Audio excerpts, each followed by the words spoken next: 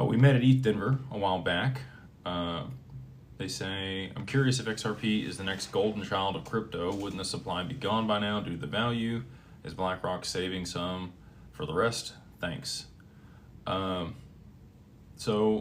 get this question frequently. People are like, well, if they knew this was going to happen, everybody would be buying it. I'm pretty confident, and again, I could be wrong. I'm not the end all be all, right? This is just based on conversations that I've had and my research, that a lot of this has been pre-allocated. It's been negotiated. The institutions and enterprise players out there that are going to be leveraging this network to be able to facilitate value transfer and need a stake in it have already got a piece of XRP, BlackRock included. And that being said,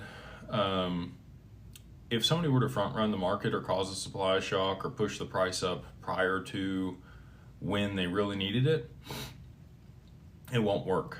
They need a lot of demand for XRP all at one coordinated time in order to be able to push it to the value they need it to be in order to start using it.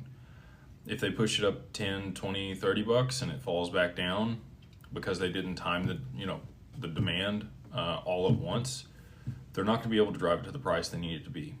And there's other people out there that have, different theories. Again, I'm not the end all be all. You should listen to multiple people and, come to your own conclusions on stuff. There's kind of like an administrative repricing thing going around that's been discussed for years. We literally wrote, I was on the valuation committee with Jimmy Valley when we wrote the white paper on, what we thought XRP should be worth in case, the government tries to pay you to buy it back from you, or there's a seizure or something like that, which again, I'm pretty skeptical of. I don't think it's going to happen, but it's a good thing we have that paper in place just in case that plays out.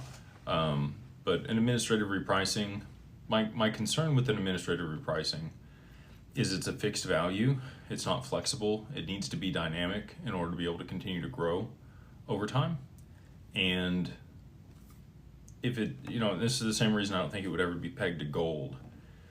You need the value of XRP to continue to be able to expand over time as more value moves on chain, more things are tokenized, there's more value in settlement between counterparties.